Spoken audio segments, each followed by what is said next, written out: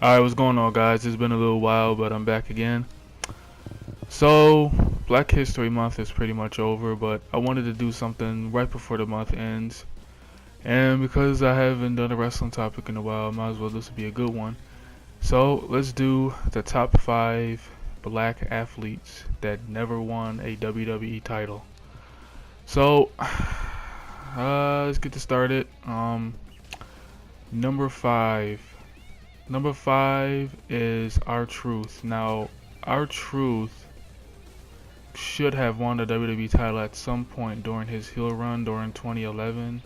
I'm mainly talking about, when he had his feud with John Cena. The only problem with this, and this is probably one of the reasons why he didn't win it, was one, he's facing John Cena, and B, this was right around the corner before the Summer of Punk really kicked off. But when I think of R-Truth being as World WWE Champion, I think back to his TNA days when he was the NWA World Heavyweight Champion. He had a couple runs with it actually, and he was a pretty good heel, and he cut a pretty good promo.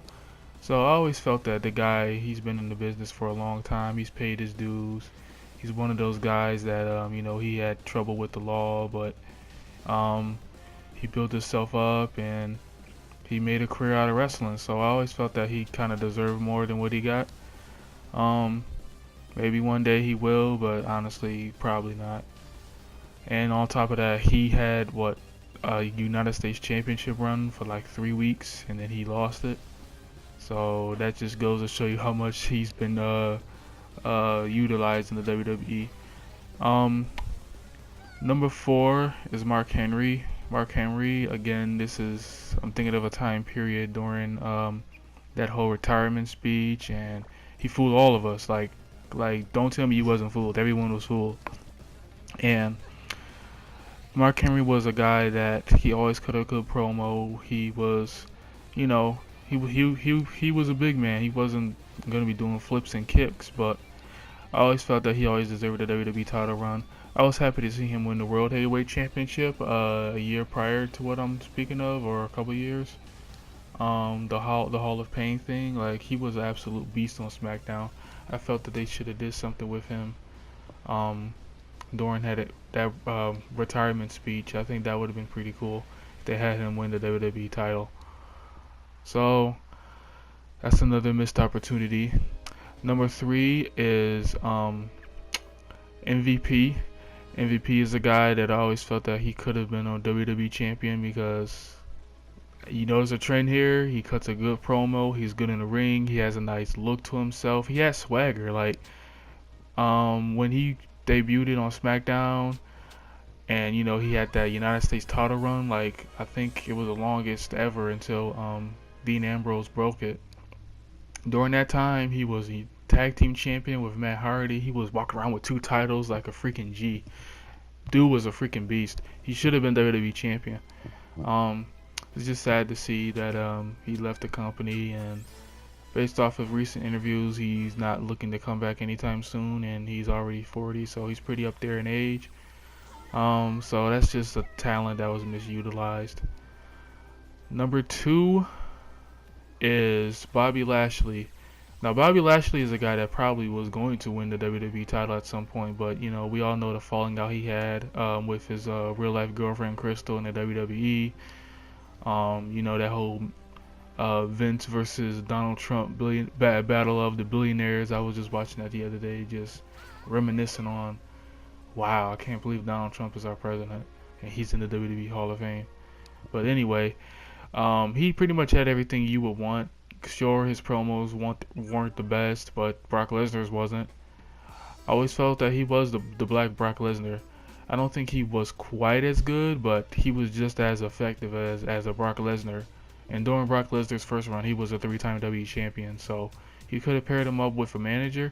I think that would have been cool. Is I don't know how they would have pulled it off. They could have had Teddy Long be his manager, have someone else take over SmackDown as general manager a little bit earlier than originally planned. So I always felt that Bobby Lashley should have been WWE Champion. Of course, I'm thinking back to his match with John Cena for the WWE title. Of course, LOL, Cena won. So, and based off of recent interviews again with him, he doesn't seem to be on bad terms with WWE, even though he left on sort of bad terms. So we'll have to see if he ever comes back, and if he does, he gets a WWE title run. And I just gotta say, he has one of the best spears in business. In fact, I would say he has the second best spear right next to Goldberg. Like, it's that good. Like, I love his spear. So, honorable mention, I'm going to mention Booker T. It's hard to mention when a time period he could have won the WWE title, because most of his run with WWE, especially during the brand split, the WWE title wasn't on the same show as him. The only time I can think of is probably when he first debuted, but it wouldn't have made sense. You know, Stone Cold was the leader of the alliance, so it didn't really make sense. So I couldn't exactly put him on the list, but I still think that he deserved it. He paid his dues. But at least he won the World Heavyweight title at some point. Number one has to be Shelton Benjamin. He was an absolute beast. I still think that he's the most athletically gifted athlete ever to step foot in the WWE ring. I think that he was robbed, he was misutilized. I still think that he should have had a WWE title run, but unfortunately he didn't get it. Of course, he's supposed to be coming back. Well, he was until he got injured. So we'll have to wait and see. But anyway,